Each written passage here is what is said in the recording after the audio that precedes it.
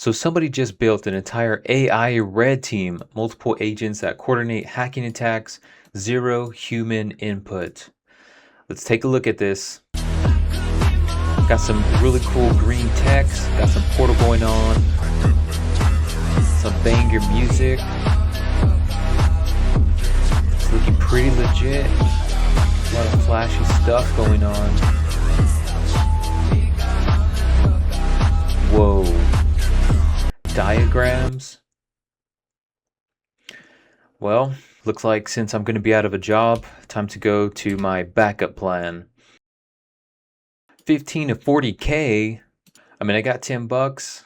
All right, I could own 0.003. Let me go back and look, see what's going on with this, because I mean, it looks pretty cool. It has some pretty cool music going on. All right, so I'm gonna mute the music this time. Starting off right away, we see that this is like some configuration file. Nothing too crazy going on right now. This looks like a portal. On the left, it says web app vulnerability, so it's doing some sort of web app testing using AI. On the right, this looks like Dirtbuster, so that's just trying to find like hidden directories and saying using Dirtbuster to discover hidden directories. Okay, just what I said, so perfect. Looks like it's finding ways to enumerate web applications. Just right there, it looks like it was maybe some screenshots. So find some endpoints, perform some screenshots on there. That's pretty neat. This is some more Dirtbusting or trying to find directories. Right here looks like a lot of installing packages. So, I mean, looks cool, but nothing too crazy yet. Right here's kind of like a checklist. So perform cross-site scripting, perform SQL injection checks, analyze results. Here's some more package installation. On the left, it looks like some more Docker PS. Here again is some more just HTML output, some more Dirtbusting. Looks like curl commands and getting the responses from that. Whoa, over here on the top, that's a help command. So like running the tool -h. And I'm very sure that threat actors and hackers, they for sure use the help. So, I mean, that's pretty red teamy right there. Looks like some more HTML outputs. Okay. Oh, it looks like installing more packages. All right. All right, next has to be the big hacker stuff, right? The big red teaming, bypasses. Okay, looks like it's storing it in some sort of database on this web portal, which is pretty neat. I see some select star, so it could like query the database or something.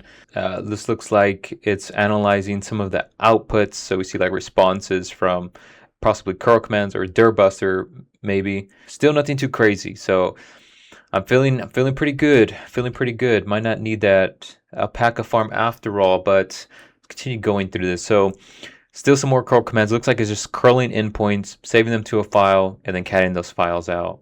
At least so far. Yeah, a bunch of HTTPS queries, analyzing with the LLMs or AI, whatever you want to call it. Here, it does mention a DB. So yeah, it looks like it's doing some analysis, storing it in a database, and then using that database to like query information like findings and stuff like that. Some more just fancy looking diagrams. All right, so it looks like I might be pretty safe. So let's go take a look at the actual GitHub repo on this tool that this person's claiming that is AI red teaming. All right, so looking at this right away, it says complex penetration testing using AI agents. So this isn't AI red teaming, this is AI pen testing, which is fine.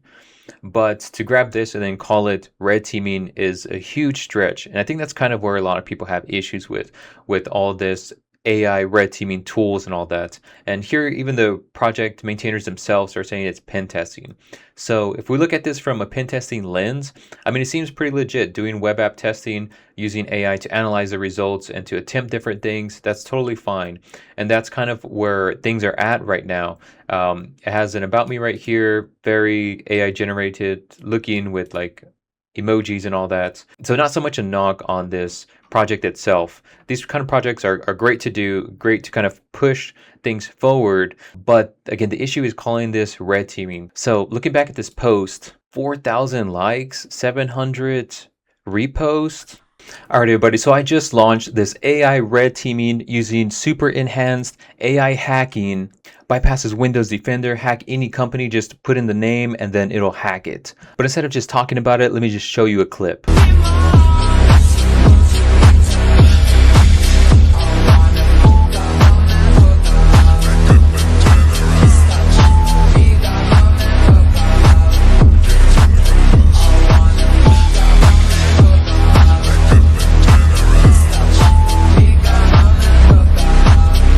But on a serious note, there's a lot of buzz going around whenever you see a new pen test agent get released or tool. But right now what we're seeing is a lot of overhype on these AI pen testing tools that they can just replace regular pen testers or even red teamers, which is a big stretch. So you also have to understand misconceptions about these releases of AI pen testing tools. So you have one side that sees one of these tools, notices that it used like Dirbuster or Nmap, and then just writes it off and says that it's trash.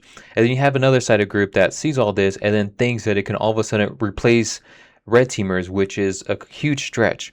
Usually what they do is they have a list of tools, public tools such as Nmap, Nikto, Dirbuster, a lot of those tools that a normal pen tester would use. They analyze what sort of tool to use at certain stages to get like certain information out of it. They grab that output, they analyze it, and then based on that, they start coming up with an attack path. So they're really good at analyzing and digesting information and coming up with at least some generally good ideas on how to attack. So these do have a place in pen testing. And if you're in offensive security, whether that's red teaming or pen testing or whatever, and you're not using AI, then you're really cutting yourself short. I started using AI a few months ago, which in AI world, that's years of AI experience.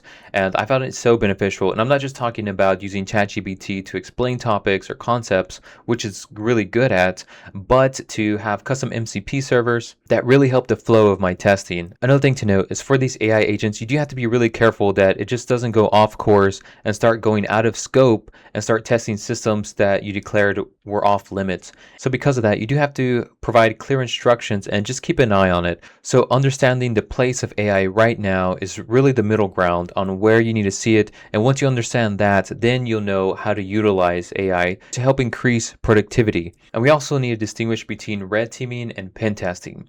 So if you compare it to like a bank heist, red teaming is doing Ocean's 11 style. You have a group of people who have very specialized skills. You go in, you do the heist, you get out, nobody knows. Whereas pen testing is kind of like those old mafia movies where they go in super loud, guns a-blazing, cops are swarming the bank, everybody knows what's going on, alarms and alerts are going off. A big gap in skills and also on objective. Each has their own place in an organization. Usually pen testing is to cover a wide range of systems. If you're doing internal, then the main objective is to get domain admin. Red teaming is to really test detections and to emulate real threat actors that would be targeting an organization such as yours and seeing how you would defend against those sort of specific attacks or techniques. Right now, with where AI is at for pen testing stuff, it doesn't have the originality or intuition that a skilled tester would have. For example, if you have 100 people that ask one of these AI agents to create some sort of specific bypass, it'll create similar code for each of those 100 people. That's where it lacks originality. It will create something, but whenever it's related to red teaming, you need something original, something that EDR hasn't seen before, and something that'll bypass detections based on that originality. And then intuition. If you're an experienced offensive security professional, whenever you're testing, you kind of just have this intuition where you kind of know what to look, you know what to try just based on things that you see, kind of like that gut feeling. And right now, AI doesn't have that. So that's why it's a big gap between where it is now and then taking over AI red teaming jobs. So right now, you won't get replaced by AI if you're a pen tester, but you will get replaced by somebody using AI. I also recently came across this really good blog by Alan McGregor, and he goes over these AI pen testing agents and how effective they truly are.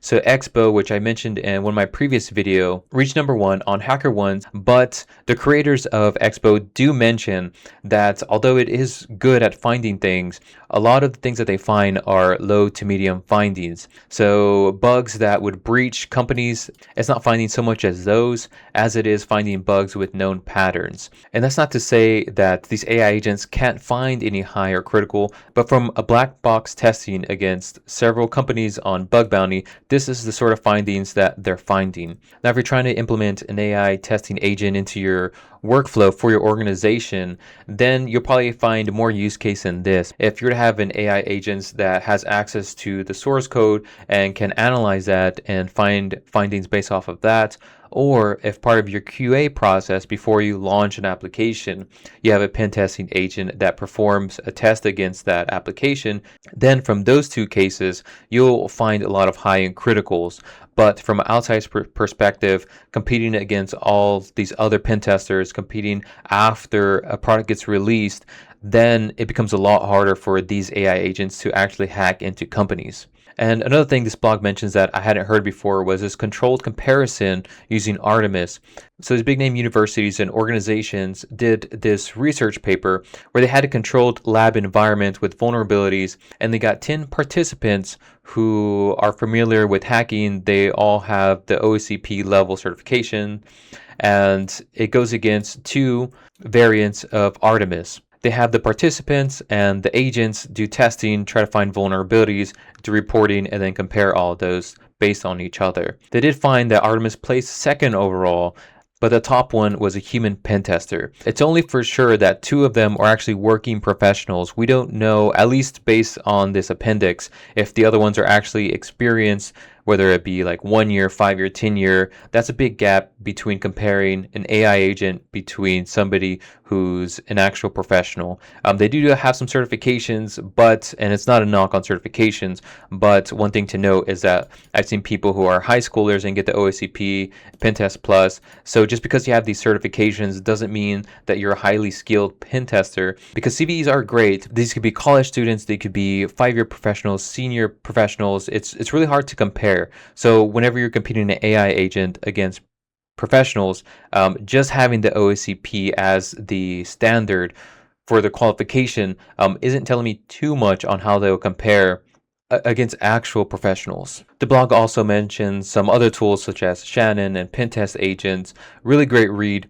But the last thing I want to mention for this report, and I'll link this report down below, the introduction to automated vulnerability scanners and how the vulnerability scanners push us all forward and how AI will now leap us forward.